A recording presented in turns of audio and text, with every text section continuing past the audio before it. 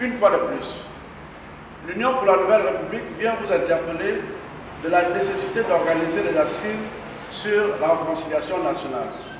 La réconciliation nationale est le seul gage de sortie de crise et d'instaurer un climat d'apaisement dans ce contexte actuel dont les plus pessimistes s'avisent à parier sur l'imminence des journées noires dans notre pays. Le 30 décembre 2017, un groupe de chefs de partis politiques et associations a lancé un appel solennel à la réconciliation nationale. Oui, la réconciliation nationale pour privilégier le Gabon d'abord, le Gabon éternel, le Gabon que nous avons l'obligation et le devoir de léguer à nos enfants. Oui, le Gabon est notre mère patrie. Quand elle est malade, c'est nous tous qui sommes malades. Et le Gabon est malade. Pourquoi la réconciliation? Quand on veut résoudre un problème, la première étape, c'est d'abord de reconnaître que ce problème existe. Alors oui, il existe. Oui, il existe le mur de haine au Gabon. Oui, il y a une crise profonde et multiforme qui plombe le Gabon. Oui, beaucoup de Gabonais ont des choses à se reprocher, à d'autres, aux dirigeants, notamment aux dirigeants actuels, aux dirigeants dans le passé récent, que nous sommes aussi. Mesdames et messieurs, quelles sont les étapes de la réconciliation nationale? La première étape vise à reconnaître qu'il y a eu des morts. Il y a eu des morts hier, il y a eu des morts avant-hier, et ce depuis 1964. Pour tous ces morts, la patrie compatissante doit savoir comment les honorer, comment les immortaliser, comment leur dire gloire éternelle à vos morts pour la patrie. La deuxième étape est d'organiser rapidement les procès judiciaires afin de libérer tous les prisonniers d'opinion. Le procès actuel de Bertrand Zini à Bégué en est une illustration. La troisième étape, c'est le pardon. Chacun a quelque chose à reprocher à l'autre. Après l'étape du pardon, nous devons nous interroger sur le nouveau vouloir vivre ensemble. Dans une nouvelle république, le Gabonais nouveau, le citoyen nouveau, les dirigeants nouveaux, dans une nouvelle république, la deuxième république. La deuxième république.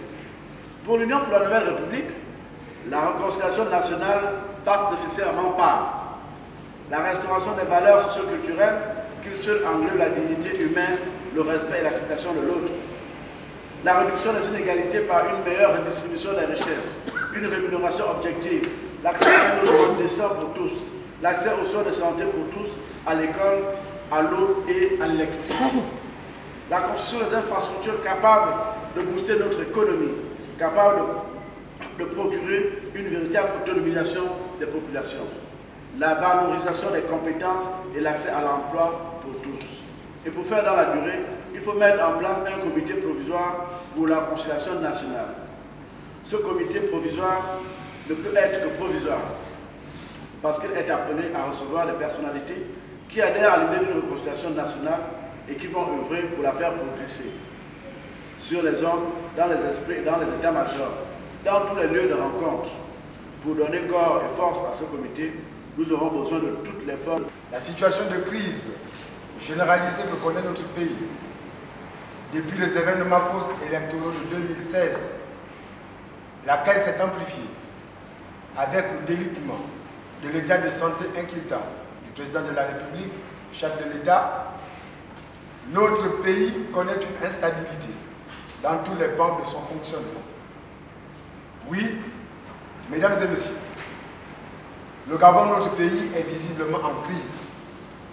Sur le plan économique, les grandes, moyennes, petites et très petites entreprises, sans compter les petits commerces, ne cessent de déposer la clé sous le paillasson, ce qui a pour conséquence la diminution de la richesse et le confinement total injustifié du grand livre-vie n'aura fait qu'exacerber cette crise due au coronavirus. L'avènement de cette maladie nouvelle, méconnue, a paralysé le monde, le Gabon avec ses structures inadaptées, et l'effectif n'a cessé de s'enliser dans une aporie, faute d'une réelle politique de riposte. Faut-il rappeler que les populations gabonaises sont juste ici responsables et disciplinées. D'ailleurs, chacun de nos concitoyens s'est arrimé au port du masque, à la désinfection des mains et à l'observation de la distanciation sociale. Mutatis mutandis, le déconfinement total serait plus que jamais d'actualité. Aussi, demandons-nous instamment et avec insistance aux plus hautes autorités de notre pays la levée du confinement du droit libre. Sur le plan politique,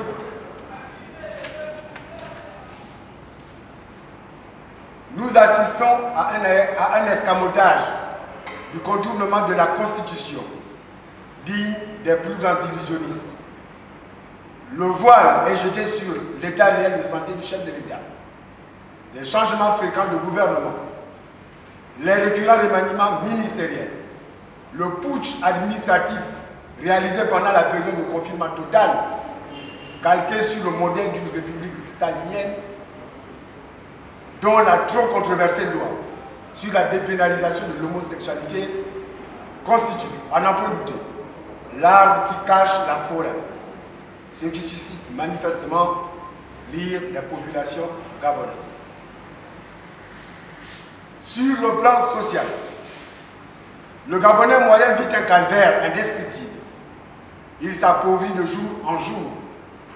La paupérisation des populations qui, autrefois, était une notion, est hélas devenue aujourd'hui une réalité perceptible. Des plus hautes autorités, la tenue des assises d'une réconciliation nationale dans notre pays. Celles-ci auront pour objectif d'assainir l'environnement social, économique, culturel et politique de notre pays.